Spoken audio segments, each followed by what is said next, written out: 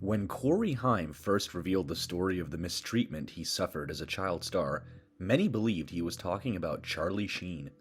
Ultimately, even more information came out after Haim's death, and the truth was so much darker than anyone knew. But before we get to that, let's dive into the unhinged life of Charlie Sheen. We all remember the 2011 meltdown when he lost the highest paying job on TV despite his tiger blood and Adonis DNA. But the train wreck that is Charlie Sheen went off the rails long before 2011, and to be honest, it continues to this day. First off, Charlie Sheen isn't really Charlie Sheen. Carlos Estevez was born in New York City, the youngest son of Ramon Estevez and Janet Templeton. Ramon, an actor, eventually took the name Martin Sheen to help his career. Years later, Carlos would follow suit, though his older brother Emilio decided to keep the birth name. Charlie Sheen, though still Carlos back then, got his first role before he hit double digits. At age 9, he appeared in his dad's movie, The Execution of Private Slovik. He couldn't have realized it, but it was his first step down a dark path. The company he kept didn't exactly help matters either. As Martin Sheen's acting career took off, the family moved from New York out to California. There, Sheen eventually attended Santa Monica High School, where he met some very famous friends. Along with his older brother Emilio, Sheen ran around with Robert Downey Jr., Rob Lowe, and Sean Penn. That's a pretty messy group of buddies. But Sheen still probably takes the crown. The teenage Charlie Sheen was a great baseball player, but an absolutely terrible student. Although he enrolled at Santa Monica High School for his senior year, he couldn't quite get himself over the finish line. Mere weeks before he was supposed to graduate, school officials expelled him for his terrible grades and his lack of attendance. But while he didn't get a degree, he did get something out of his high school experience. Charlie Sheen's love life is a chaotic mess, but it started simply. With a high school sweetheart, Sheen started seeing Paula Prophet at Santa Monica High, and they had a child together, Sheen's oldest, Cassandra Estevez. The pair never married, and their relationship didn't last long after Sheen left high school. Maybe Prophet saw what kind of man Sheen was becoming and got the heck out of there while she still had a chance. Carlos Estevez's acting career started with more of a fizzle than a bang. He left school, took the name Charlie Sheen, and started looking for roles. When he finally landed one, it didn't go exactly as planned. Producers cast Sheen in the role of Ron in Grizzly 2: The Predator, a low-budget sequel to a 1976 horror movie. It wasn't a glamorous role, but hey, beggars can't be choosers, right? Well, this was even worse than it appeared. Just a single day into making Grizzly 2, disaster struck. One of the film's lead producers, Joseph Ford Proctor, simply vanished from the set. And it gets worse. Proctor was the one with the money. Eventually, the truth came out. Proctor was behind bars. The remaining producer managed to drum up enough funds to finish the movie, but the damage was done. Lots of actors get their start with a cheap B-movie, but usually at the end of it, people actually get to see it. Because of all the shenanigans with Proctor, Grizzly 2 never actually got released. That's what a baseball player like Charlie Sheen would call a swing and a miss. But at least Sheen had company. Both George Clooney and Laura Dern had roles in Grizzly 2, not that anyone saw them. But Sheen wasn't going to let the failure stop him. He was tenacious, passionate, and most importantly, a nepo baby. He wasn't going to take no for an answer. Sheen didn't have to wait long for his career to start taking off. In 1984, he starred in the teen drama Red Dawn. Not long after that, he got a role in Ferris Bueller's Day Off. Not only were both of those movies, released, but they were also huge hits. Then in 1986, Sheen got the role that would turn him into a bona fide star. A lot can change in 3 years. One moment, Sheen appeared in a movie that didn't even get released. Next, he had the starring role in a Best Picture-winning film, Oliver Stone's Platoon. He teamed up with Stone again the following year in Wall Street, this time starring across from his own father. Charlie Sheen was officially a movie star, and he had Oliver Stone to thank. So why didn't they work together again for almost 25 years? Well, as occasionally happens with Charlie Sheen, there was drama behind the scenes. Oliver Stone's next movie was Born on the 4th of July, which stars not Charlie Sheen. Allegedly, Stone wanted to cast Sheen, but some wires got crossed and Sheen never got the offer. Eventually, Stone cast Tom Cruise in the lead role instead. Sheen had no idea until his brother Emilio told him the news. Sounds like a simple misunderstanding, right? Well then, you haven't met Charlie Sheen. Charlie was not happy Oliver Stone had offered his next leading role, and he knew how to hold a grudge. He refused to appear in another Stone movie ever again, though he eventually reprised his Wall Street role for a cameo in the 2010 sequel. Cutting out the man who had made him a star might seem like a bad idea, but it didn't slow Sheen down at all. He remained an extremely bankable movie star through the 1990s, though that's around the time his public scandals started piling up. In the late 80s, Sheen started dating Kelly Preston. He must have been head over heels because he soon popped the question, and she said yes. Unfortunately, Preston didn't realize how dangerous being with Charlie Sheen was. She was about to learn the hard way. He shot her. Though there are lots of reasons to call off an engagement, "My fiancé shot me" might be the best one. In early 1990, Sheen accidentally shot Preston in the arm.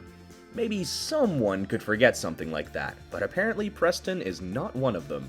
She ended their engagement not long after the incident, probably the smartest decision she ever made. Sheen hit the open market yet again, and his next partners were a little more scandalous than Kelly Preston. Charlie Sheen was a huge star in the 90s. He could date anyone he wanted, and he wanted to date adult film actresses. He was tied to several performers after his split from Preston, including Ginger Lynn and Heather Hunter. None of them got Sheen to settle down, though. But in 1995, during a job, Sheen finally found someone else he wanted to marry, as long as he could keep himself from shooting her. Charlie Sheen met up-and-coming model Donna Peel in 1995 and asked her to marry him almost immediately. He didn't even have time to shoot his new fiancée, because they married within just 6 weeks of their meet-cute. Maybe Donna Peel thought she'd hit the jackpot. In reality, she hit whatever the opposite of jackpot is. Hollywood saw far bigger headlines in 1995 than Charlie Sheen's marriage. For instance, the infamous Hollywood Madame Heidi Fleiss's prostitution ring was big news. She allegedly serviced some of Hollywood's biggest names, including Charlie Sheen. His indiscretions became public not long after he tied the knot with Peel.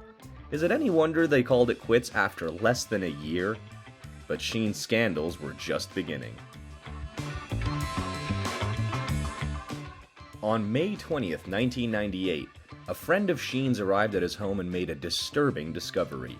Sheen had had a stroke.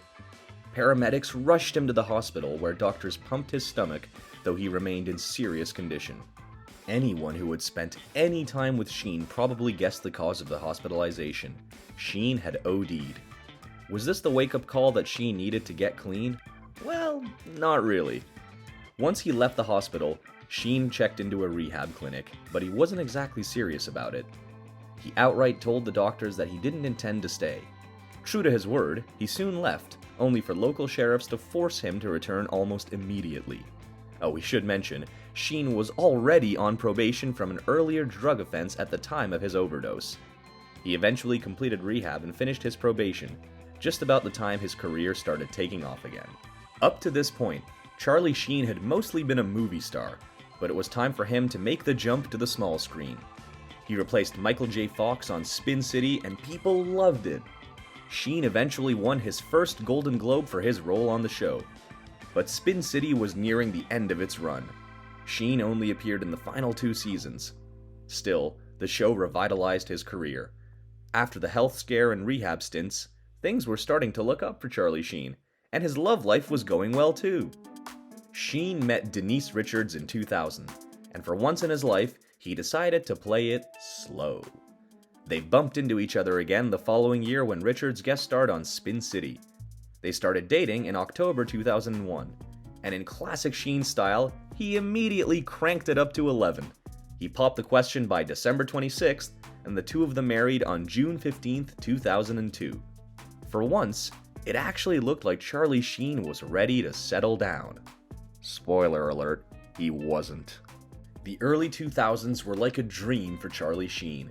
He won a Golden Globe, married Denise Richards, and he had 2 beautiful daughters.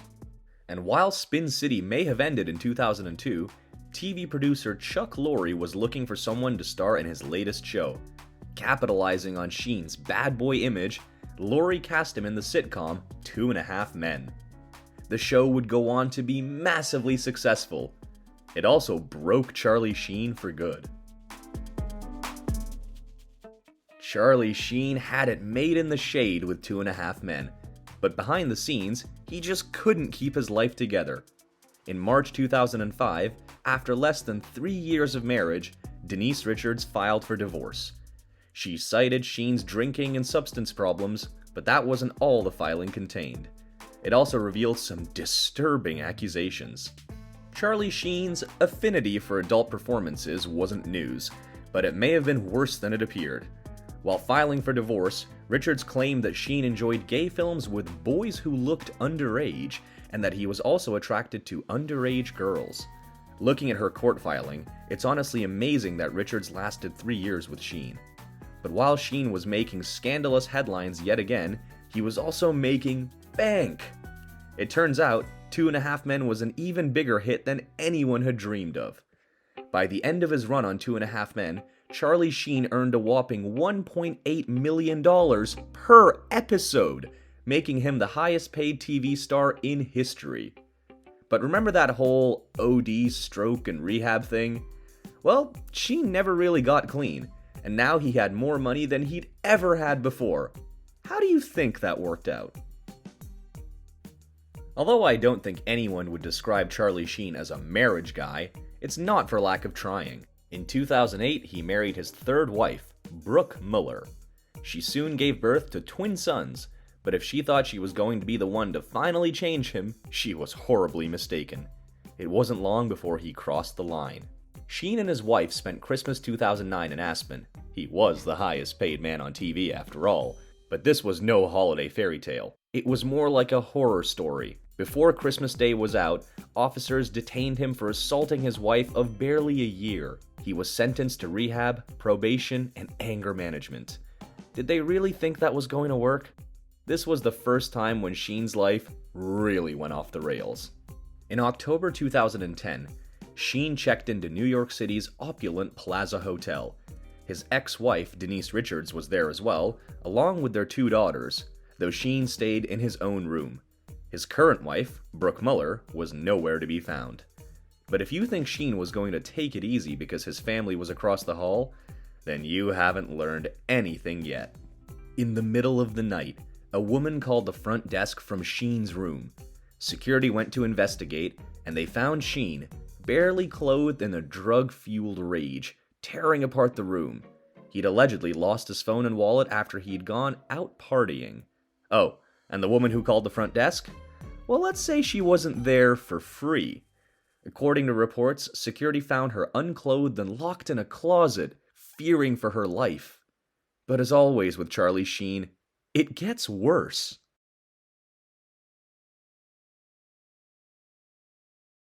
Not only was Charlie Sheen partying with a working girl across the hall from his 2 young daughters, not only did he cause $7,000 of damage to his hotel room, he was also just 2 months out of rehab when he did it.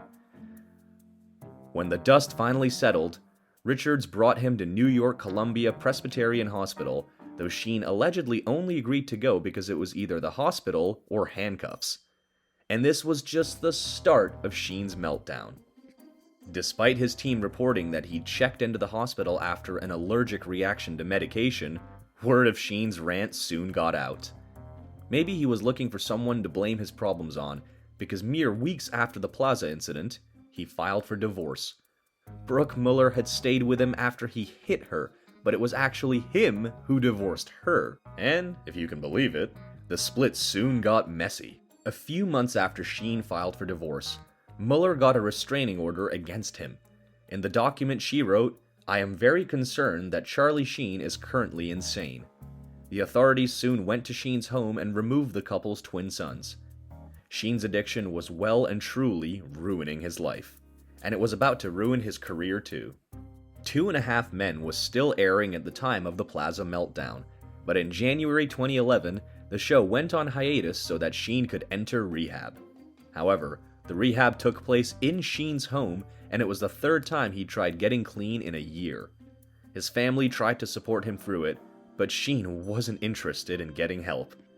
With Charlie Sheen gone completely off the deep end, his father had to field constant questions about him. Martin Sheen tried his best, calling addiction a disease like cancer and trying to offer his son support, concern, and love. Charlie wasn't having it though. His response? "I have a disease? Bull! I cured it! With my mind!" Well, if he really was cured, he had a funny way of showing it. To this point, CBS still planned on having Sheen return to work on 2.5 Men. It was, after all, one of the most successful shows on TV. Even despite everything he'd done, they still wanted to keep their cash cow. But then Sheen called into Alex Jones's radio show for another one of his deranged interviews. Except this time, he crossed a new line. No one listening to Charlie Sheen on Alex Jones would have called him cured. The rambling and erratic interview showed just how unhinged Sheen had become, especially when he started talking about 2.5 Men creator Chuck Lorre. That turned out to be a terrible mistake. Lorre still thought Sheen needed help. Sheen disagreed, so he called Lorre a clown, and an anti-Semitic slur for good measure as well. Sheen said he was sorry that he embarrassed Lorre in front of his children by healing at a pace that Lorre's unevolved mind cannot process. And just like that, Charlie Sheen lost the cushiest gig on TV. After the Alex Jones interview, CBS canceled the remaining episodes from that season and banned Sheen from the production lot. I guess Sheen thought they were just playing a big game because he responded by asking for a 50% raise, claiming he was underpaid. How do you think that worked out? Chuck Lorre wasn't playing around. He fired Sheen and unceremoniously killed off his character on 2.5 Men. This is when the Charlie Sheen meltdown that everyone remembers truly began. Who doesn't remember him going on TV and saying he was a warlock with tiger blood and Adonis DNA? Who doesn't remember winning, winning? But while we all had a laugh at the crazy movie star, the truth behind the scenes was just plain sad.